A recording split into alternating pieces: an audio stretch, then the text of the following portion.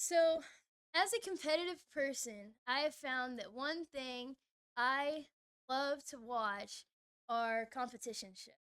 And I'm sure that we all have our favorite competition shows to watch, whether it's American Ninja Warrior, whether it's a cooking show on Food Network, Lego Masters, brick building.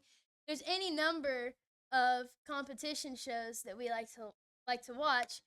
But the one thing that they all have in common is that they're competing for a prize. And it has us on the edge of our seat as we watch it on TV and we watch, or if it's a series, we watch the next episode and the next and the next and the next, and we binge watch it because we want to know who is going to win the prize.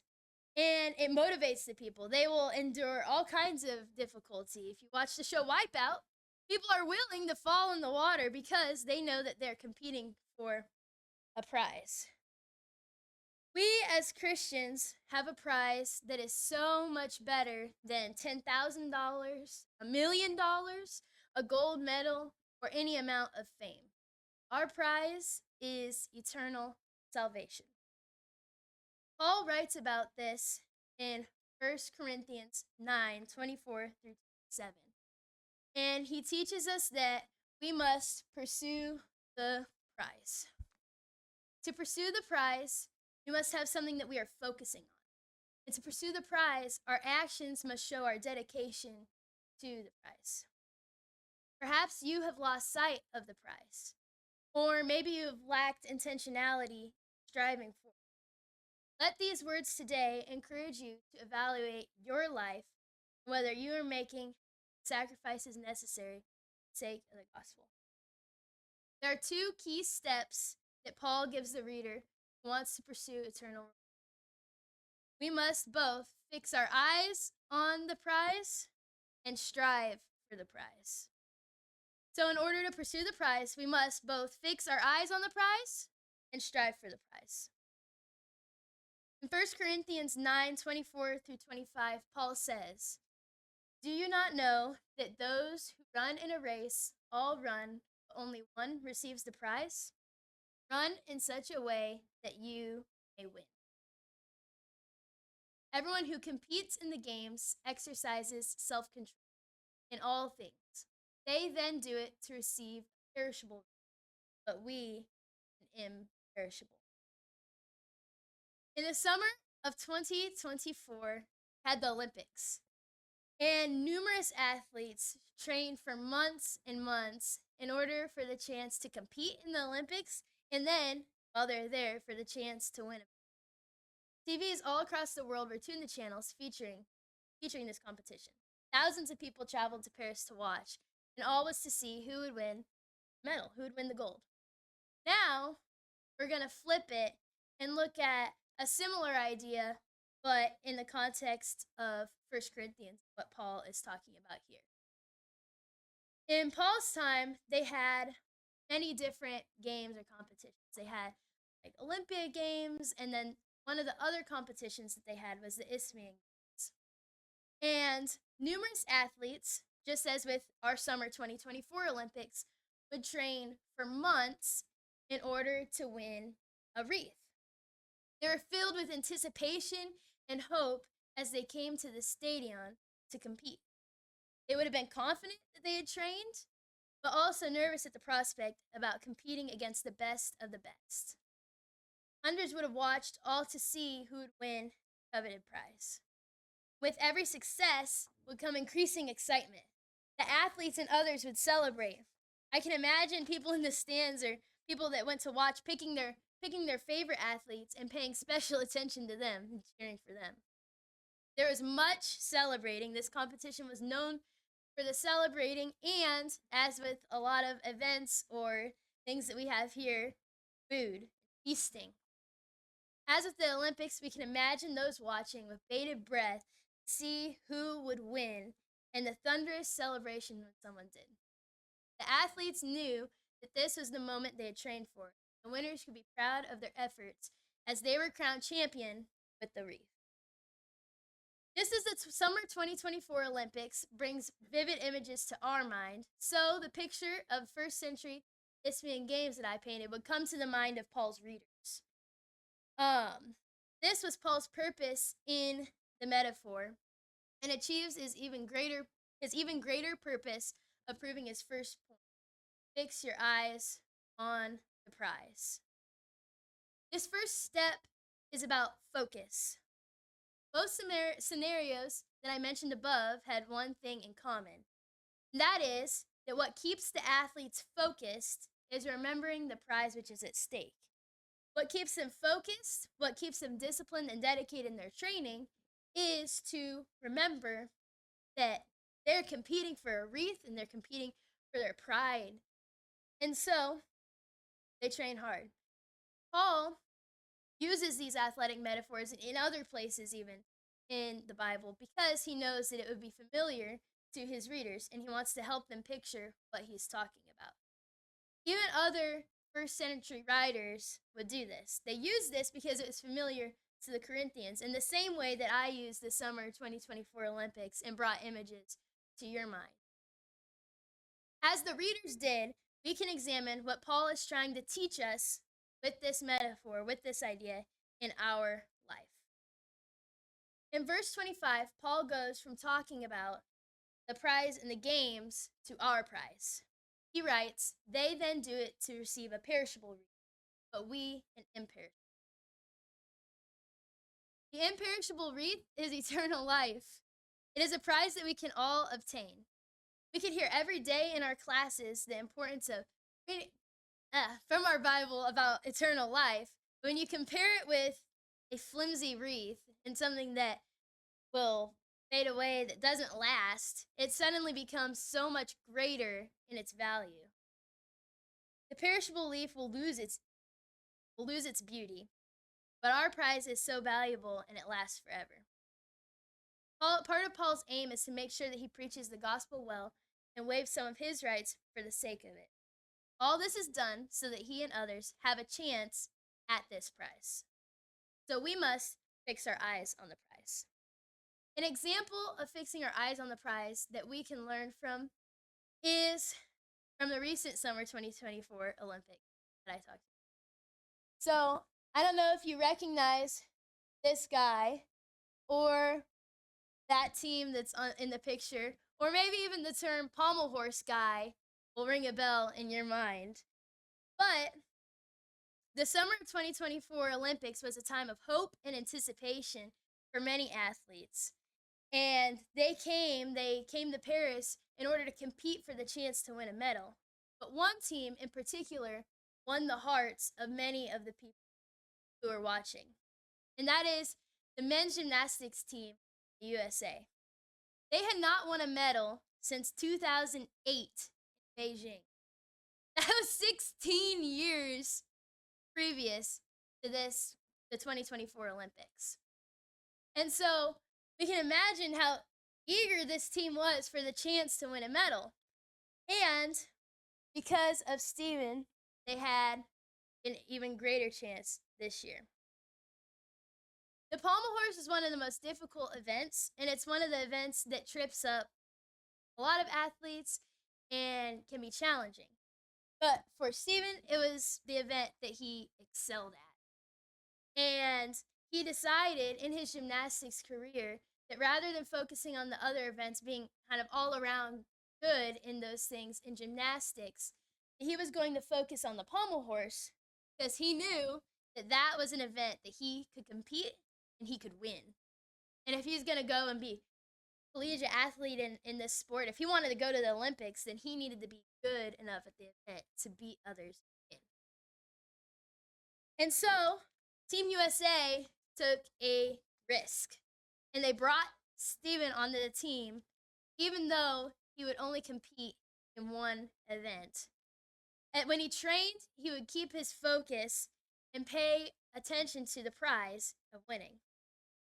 He was the last person to compete for Team USA. They needed a good score from him in order to secure the bronze in a competition that they had lost for 16. As other people competed, he would watch his teammates and cheer them on, but he would also close his eyes and go through his routine step by step to make sure that when he got up there, he could deliver his best because he knew that his performance depended on them winning medal. So the other competitors went, then it became his turn. He performed his routine flawlessly, and Team USA won the bronze for the first time in 16 years. It was all over social media because it was exciting, because we cared about this team and we were so excited for them, just as they were excited that they won the bronze. And he was the asset that the team needed to win the medal. He didn't even watch the other people on the pommel horse do their routines, but he didn't even ask to hear their scores because he wanted to keep his focus. They were motivated for the prize. We aren't Olympians, we are Christians. And our prize is not a medal, it's eternal life. Just as Stephen did not let distractions or other events or what the other people were doing on the pommel horse take away his focus from the prize in his game, what was at stake, so we must, as Christians, not allow other worldly things to distract us from or forget what we are striving for, and that is eternal life. It must be true in our spiritual lives. Are we allowing other things to distract us from the goal? Have we forgotten the goal and become half-hearted about it? Don't reduce eternal life to the earthly value of a physical. Instead, fix your eyes on prize. With such a prize at stake, we must respond accordingly in action. Paul moves on from talking about what the prize is and how our prize is so much greater to how the believer must strive for the prize. It's not just good enough to fix our eyes on it, to acknowledge that it exists and that it's so much better than something else, but we must work for it in our action. We must strive for the prize as well. Paul writes in verse 26 to 27, "Therefore, I run in such a way as not without aim. I box in such a way as not beating the air. But I discipline my body and make it my slave, so that after I've preached to others, I myself will not be disqualified by you guys." To understand this a little bit better, we can look at some context. In 1 Corinthians, Paul is addressing the Corinthian church about some of the issues that they've been having, but in this section specifically, he's in the midst of an argument, and he's talking about it in the previous section and after this about meat sacrificed to idols. And in the previous section, he finishes by discussing how he becomes all things to all people for the sake of the gospel. And he must waive some of his rights in order to preach Christ better and bring others to him. He uses himself and the self-denial that he has practiced to show his readers that they must do likewise. Paul continues in the athletic metaphor by talking about boxing in such a way as not beating the air. In the games, boxing was one of the sports that the athletes would compete. And his point here is that we must have purpose and a goal in mind, like we talked about before. But to get the full picture of what Paul is talking about in this section, we need to look more specifically at one of the words that he uses. Paul talks here about disciplining his body. And to us, we might think of discipline in terms that we're familiar with. Oh yeah, discipline is when I wake up at 5 and go to CrossFit. Oh yeah, Claire knows what discipline is. It's when I go to basketball practice and I work hard. We all, in some way or another, are familiar with the idea of discipline. But Paul, when he uses the word discipline here, he literally means to strike under the eye. And the idea of a black eye. That this discipline is not just, oh yeah, that's something I do. It's whatever. But it's harsh discipline. And he wants to communicate that to us. We can't say that we are serious about the prize and then not be willing to discipline ourselves accordingly. We can't say that we're serious about the prize and then not exercise the same self control that goes with that idea. In the athletic world, the athlete must be self disciplined in their diet. They must be self disciplined to show up every single day, even when it's hard.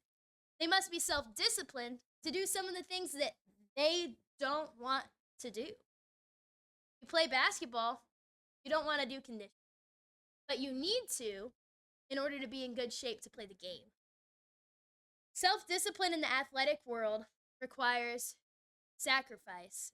It is hard, it is tough in the moment, but what self discipline produces is better than any temporary discomfort. The same goes for us in our spiritual lives. I love how Reese put it in his commentary on this section. He said, every time the body needs a knockout of self control, Paul applies the punch. This is how he makes his body a slave. As with the idea of fixing our eyes on the prize, we can see the importance of self-discipline by looking at the life of a different athlete. One of the most famous Olympic athletes of all time, and someone that some people would call the GOAT of swimming, and that is Michael Phelps. Michael Phelps did not become the GOAT at swimming by doing nothing. He started out as just a kid with a lot of energy, and his parents said, all right, want to go to the athletic club, swim? Your sister swims? Want to do that? He said, sure. So he went there and did that. And then his coach saw potential. And so he worked harder. And he began to work for something and to discipline himself accordingly. He trained hard. He swam 80,000 meters a week. He lifted weights. He got good sleep for recovery. He ate for fuel 8 to 10,000 calories a day because he needed it. He was very focused on the goals. Phelps said, I think goals should never be easy. They should force you to work even if they are uncomfortable at the time. Even if they are uncomfortable at the time. All the training, all the discipline, the uncomfortable at the time moments paid off, and now we know him as the most decorated Olympic athlete. He won so many gold medals because of his focus on the goal and his striving towards it with self-discipline. As Phelps had to harshly discipline his body and in order to make sure he was the best swimmer that he could be, so we must also exercise self-discipline. We must evaluate our life, as Paul did, to make sure that there's nothing that keeps us from sharing the gospel and living it out. The devil is always there, tempting us, trying to get us to stumble. We are left with a choice. Are we going to give in? We're going to self-discipline ourselves and stay strong. Are we going to stay in tune with the Spirit and strive for the prize? Or are we going to give in to fleshly, worldly temptations? I encourage you to evaluate your life, to write down the areas in which you need to discipline yourself. Write down those areas and also think about how our actions can also help preach the gospel well to others. Maybe social media distracts you. Maybe busyness is pulling you from what really matters most.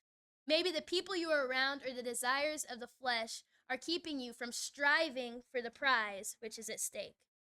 Know that in order to run well, you must study the Bible, pay attention to the Spirit, and seek to obey what you read.